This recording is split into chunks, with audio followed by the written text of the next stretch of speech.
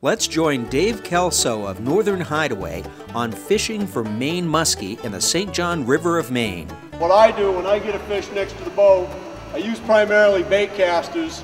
So I make sure that my thumb is right there.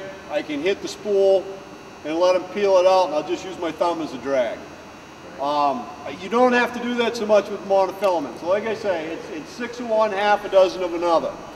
The one thing I do use though is wire leaders. Okay? There's no getting around it. You don't have to use them this long. Alright, I've got, like if I'm using a top water plug, which was one of my best plugs last year, it was a Zero Spook, which I'm sure if you bass fish, you've got one of those. Real good musky lure. And I was just using a little 6-inch wire leader, because normally when the muskie would take a bait, they're taking it sideways like this anyways to kill it. And I'm not worried, you know, that much wire leader seems to be fine on them.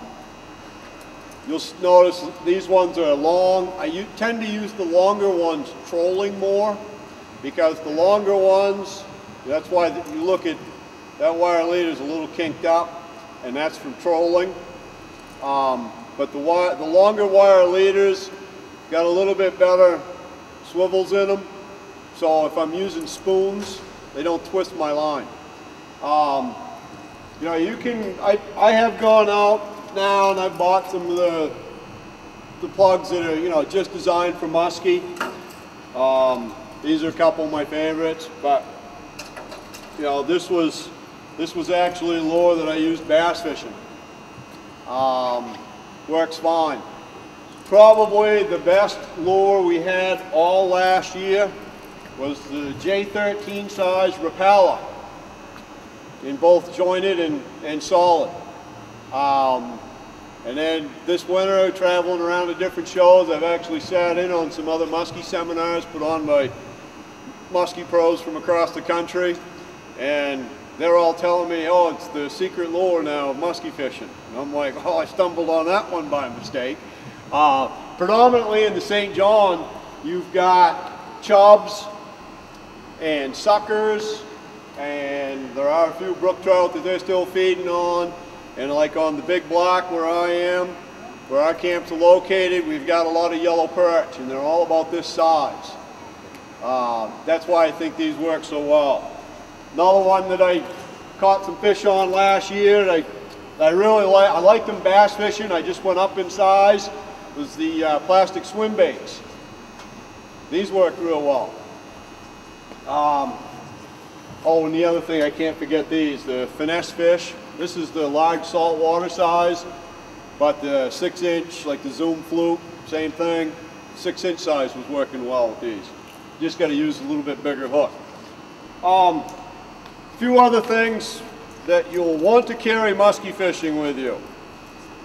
And I can tell you this from experience. Leather gloves.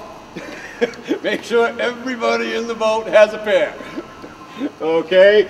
And something to remove the hooks with. A lot of times I'm not so worried about the muskie getting me because I'm wearing the leather gloves, but when they start flopping around, I don't want my hands near the hooks. The other thing I found real helpful was what they call the Boga grip. And these come in different lengths. They come in different price ranges. I think it was Berkley that just came out with a new longer 24 or 30-inch one that's very reasonably priced. It doesn't have a scale in it. I don't care about the scale anyways.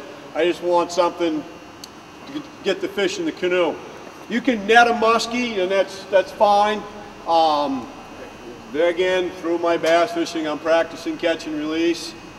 One of the things that I found out about muskies, when they're in a net and they're curled, their tails will go through the webbing on the net, and they'll actually cut their tail fin.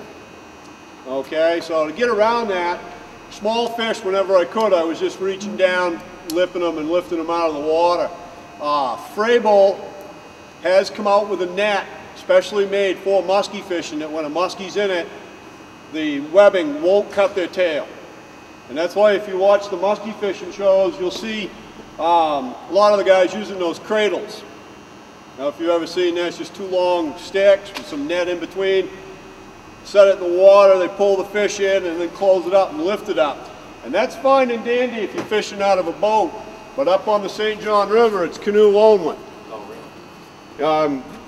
Unless you're fishing like Glacier or Bow Lake, there's no real boat landings to get a boat in on that St. John.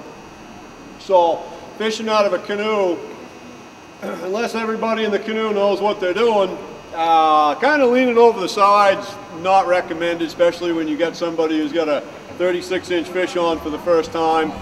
Everybody's a little excited.